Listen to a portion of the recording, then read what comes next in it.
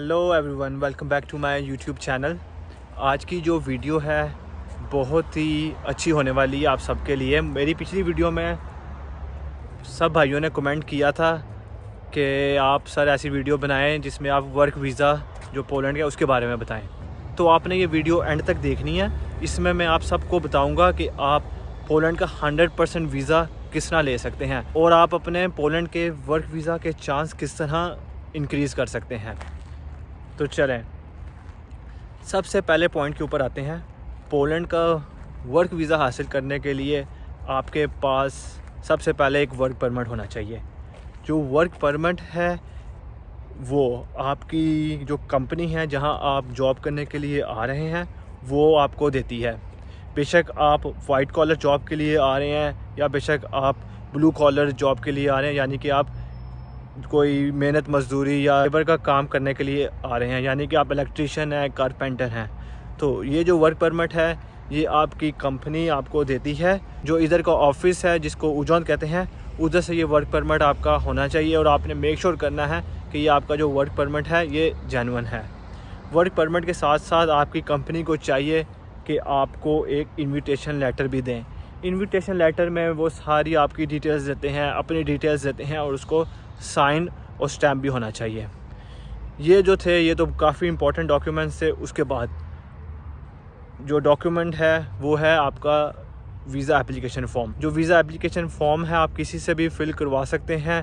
ये जो फॉर्म है वो पोलिश वेबसाइट है, इनकी जो ऑफिशियल वेबसाइट है ई कॉन्सुलेट, उधर से आपने ये फ़ॉर्म फ़िल करना होता है। और मेक श्योर करें जब आप ये फ़ॉर्म फ़िल कर लें उसको आप प्रिंट करके फिर उसके ऊपर अपने साइन वगैरह करें। तो वीज़ा एप्लीकेशन फ़ॉर्म के साथ साथ आपको चाहिए कि आप अपनी एक जाके किसी से भी वाइट बैकग्राउंड के साथ एक अपनी फ़ोटो भी रखें। और इसके साथ साथ आपका जो पासपोर्ट है वो उसकी जो एक्सपायरी डेट है वो 6 महीने से ज़्यादा होनी चाहिए। फ़र्ज़ करें अगर आपका पासपोर्ट एक्सपायर होने वाला है, 3 महीने रहते हैं, तो वीज़ा अप्लाई करने से पहले आपको चाहिए कि आप अपना नया पासपोर्ट भी बनवा लें। और पासपोर्ट के साथ साथ आपको चाहिए आप अपना आधार कार्ड, या अगर आप पाकिस्तान से हैं तो अपना नेशनल आईडी कार्ड भी आपको लेके जाना चाहिए। तो चलें मूविंग ऑन, अपने 7th पॉइंट के ऊपर आते हैं, यानी कि 7th डॉक्यूमेंट के ऊपर आते हैं जो आपने अपने डॉक्यूमेंट्स अपनी वीज़ा एप्लीकेशन के साथ लेके जाने हैं। 7th जो आपका है, अगर आप वर्क वीज़ा के लिए आ रहे हैं तो आपको चाहिए कि अपने पिछली कंपनी से अपने जहाँ भी आपने काम किया है ना, उनका जो प्रीवियस एम्प्लॉयमेंट के जो रिकॉर्ड्स हैं आप वो भी साथ अपने ज़रूर लेके जाएं। और इसके साथ साथ अगर आप फ़र्ज़ करें आप वीज़ा अप्लाई कर रहे हैं और आप अभी भी एम्प्लॉयड हैं किसी कंपनी के साथ, तो आपको चाहिए कि उस कंपनी से ना अपना एक NOC यानी कि नो ऑब्जेक्शन सर्टिफिकेट भी बनवा लें, कि यानी कि जहाँ आप काम कर रहे हैं उस कंपनी को कोई मसला नहीं है अगर आप किसी और यानी कि इस केस में पोलैंड जाके आप काम करना चाहते हैं। तो जो हमारा 8th पॉइंट है वो है आपने अपनी मेडिकल इंश्योरेंस करवानी है। ये जो मेडिकल इंश्योरेंस है आप मेक श्योर करें, मैं अपने वीडियो की डिस्क्रिप्शन में भी डाल दूंगा कि आप ये मेडिकल इंश्योरेंस किन किन कंपनियों से करवा सकते हैं, इंडिया, पाकिस्तान और जितने भी साउथ एशियन हमारे कंट्रीज़ हैं। तो मेक श्योर करना है ये जो आपकी मेडिकल इंश्योरेंस है इसका जो पैकेज है वो 30,000 यूरो से ज़्यादा हो, फिर ही आपकी जो इंश्योरेंस है वो पोलैंड वीज़ा के लिए वैलिड होगी।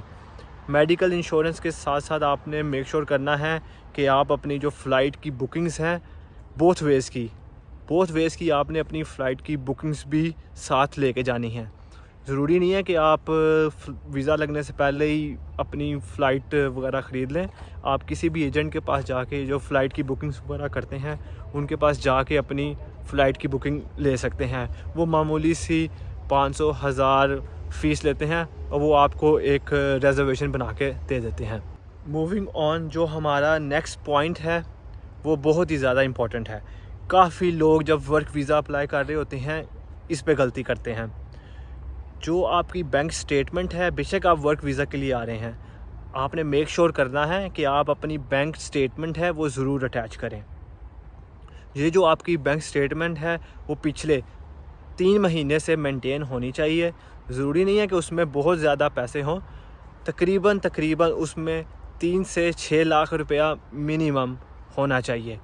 मैंने जितने भी लोगों का वीज़ा लगता देखा है, वर्क वीज़ा लगता देखा है, वो बैंक स्टेटमेंट के साथ ही लगता हुआ देखा है। तो आपने मेक श्योर करना है कि आप अपनी बैंक स्टेटमेंट ज़रूर अटैच करें। और जो नेक्स्ट डॉक्यूमेंट है वो है आपने अपनी अकोमोडेशन ज़रूर शो करवानी है।